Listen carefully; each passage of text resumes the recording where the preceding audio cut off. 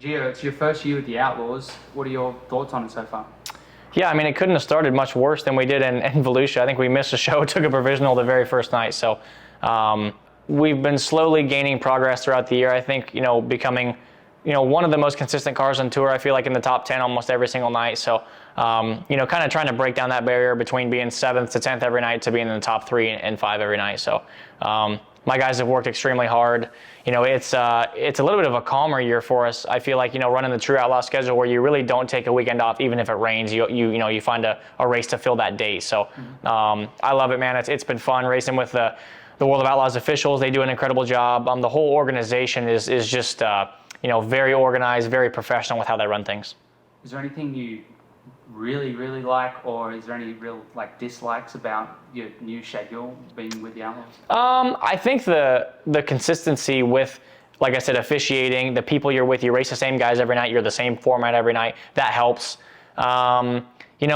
There's really not a whole lot of dislikes. I feel like I've run in damn near every region of the country. I'd never been to New York, have not been to Skagit yet, so those are 2 areas I have not been to before, but you can't really complain. You're racing against the best guys in the world every single night. So I feel like the Outlaws have a bit more input on track prep as well. So the tracks seem to be, we'll get our rubber down tracks or our wet tracks at times, but they seem to do a good job to try to get us 2 lanes of racing. And what about your competitors? Have you built a rapport with them where you get along with them and hang out with them? What's that sort of lifestyle like? Yeah, definitely. I think, I feel like I've been around a while. It's not like this is my first year racing in general or being out there in general. I've raced against the Outlaws for a long time. Haven't been full-time, obviously, but I feel like I have a mutual respect for all the guys out there, whether it's Donnie Schatz or Carson Macedo or Sheldon or those guys. I'm not a very, talkative person, so I think I try to keep to myself quite a bit. It's business out there. You're racing against those guys, but at the same time, you damn near live with them too. So I like all of them, honestly. They've all been really, really nice to me and haven't really treated me badly. You've been with KCP for a few years now. How is everything tracking? I think the biggest thing is it just takes time for this whole thing to develop. I feel like car owners and teams in general just get impatient.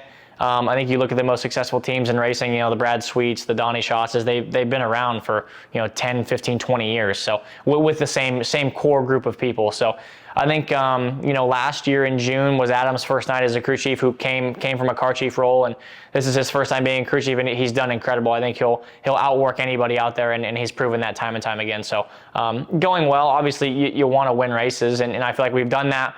To a certain extent, you always want to win more. You can always be better, but I think overall we've been pretty good. You seem to have a great relationship. Like when we're hanging around your crew, you guys seem to just all really gel really well. I'm not sure if it's car owner, Matt Barbara. Can you explain the hierarchy of who owns the team? Yeah, so Matt obviously came from Australia, great friends with Carrie and Madsen, kind of brought him over. Did business with a guy named Brett Nearing. So Nearing and Matt are the 2 that own the race team. Started it with Ian 2013, I'm pretty sure it was. He drove the car for 7.5 years. I got hired in the middle of 2020. So yeah, you can say Matt's a owner / manager role, knows a lot about the race car, knows how racing works, which helps in the bad times and the good times as well. So he understands this doesn't happen overnight, and it really takes time to develop and to get running good. So it's a great group of guys, not just Matt and Brett, but the whole the whole sponsorship group. There's so many guys that are part of this deal, and they're all local, and I feel like they all want the best for me on and off the racetrack. So it's a pretty unique operation. I feel like sometimes when you say, yeah, there's 10 or 15 sponsors, it kind of backs people away and scares people. But I feel very comfortable with the guys we have on board, and they all just want to have a fast race car. That's really it. When Ian departed the team, obviously, like you said, Matt, the part owner, is really good friends with Ian and Kerry. I spoke with Ian about that, and it was obviously a big shake-up for all of them. Did you feel like pressure coming into this environment, or it seems like it's worked out perfectly? You really look like you're part of the puzzle for what they need. But yeah. Was it weird at first? 2020 was a weird year for everyone. I feel like I had, a lot of commitments with Toyota outside dirt racing at the time, and those had kind of already started going to shit whenever Matt called me in June. But I was under contract and was absolutely going to see that through, like I did till the end of 2020, and had to deal with a race team with Guy Forbrook, and he, with his health and stuff, couldn't quite race as much as we wanted to, and with COVID and just kind of a weirdly run year, I guess you could say. And I personally thought Ian had part ownership in the team. I thought it was a deal that he would never get out of just because I associated with KCP with Ian since it was that way from the beginning. Yeah. So Tyler Swank called me in the beginning and said, hey, we might be looking for a change. And then Matt called me and we kind of made the whole deal work. And I was racing an ARCA car in Iowa that weekend and came here to see the shop. And once I saw the shop and met Matt, we gelled really well, and kind of one thing led to another, and just became closer over that time. You touched on the NASCAR stuff. Was that something you really wanted to do? Did that just not work out? What's like Toyota? How did all that kind of turn into this? Yeah, so we actually ran Toyotas with this race team for probably 10 to 15 races. And I think any kid's dream is obviously to make it to the highest level of motorsport, in their country or in their discipline, which was NASCAR at the time, or it still is NASCAR. And just, really from the beginning, I don't know if it was a mixture of, honestly, I thought it would be an easier transition than what it was for me going to pavement, and it was extremely difficult. Felt like I, have always kind of, progressed very quickly, and it felt like I just couldn't figure out how to run on pavement. And COVID obviously took away all of our testing, took away all of the pre-race time I would get laps, and then we would go right into a race, which was the same for everybody, so you really can't complain about it. But having very little experience made it really difficult for me, and felt like just the team I was with just wasn't in a great place at the time, again because of COVID. Just a lot of factors kind of played into it not working, and when a deal like this is knocking on the door, it was refreshing to have a team calling you to want you to drive a race car again. So that was obviously really nice. And kind of at the end of 2020, I told Toyota, hey, I'm going to go a different direction. And they supported me and said, hey, we want to put you into our 410 program, which was awesome. I still have a great relationship with Andy Graves and those guys at Toyota. And again, ran that for a while. And again, just kind of had two different, views of expectations on how things would go. And just, we weren't really progressing how we wanted to. Their engine program was not progressing. And it was just a mutual, hey, we're going to go a different direction. So no bad blood. I mean, deals like that where there's a lot of money behind it, our sponsors expect results, and it just wasn't in the right place. We were between crew chiefs at the time. So just was a lot of factors kind of holding us back, I feel like. And when you have engines that Brian Morrison builds that run great, sitting in the corner not being used, it's hard to justify, running a different engine that isn't proven yet. Yeah. So kind of a lot of factors went in, but that's pretty much a summary of it. Seems like from the outside, like a really well-run organization, and you can see the professionalism of everything that the team does. So I imagine that you guys are sitting down, talking about your plans and goals and ambitions and where everything's headed. What are the team's plans and what are your ambitions with the team?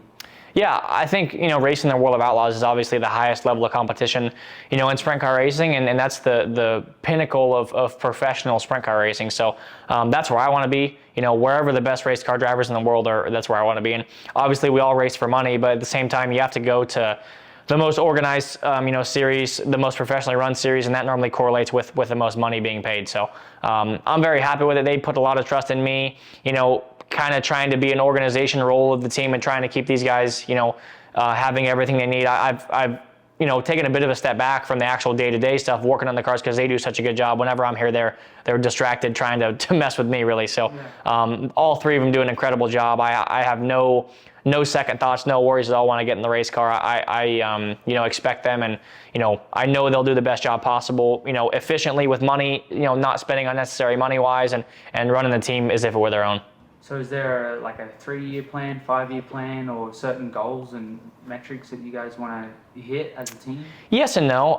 About the best I can tell you is I know I don't want to do this forever.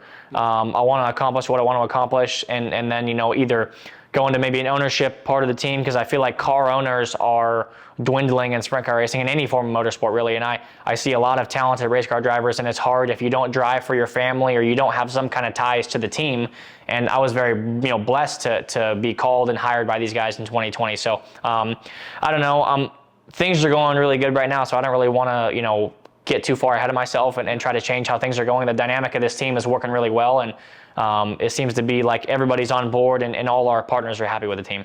I really enjoy talking with drivers about the technical side and getting into detail about your driving style and that. You're still extremely young, but you just ran, was it 4th at the National Nationals? Yep. That's awesome. You've started on pole before, you've won the 360 Nationals. There's a lot to be proud of at such a young age. But what do you feel like as a driver you need to improve on?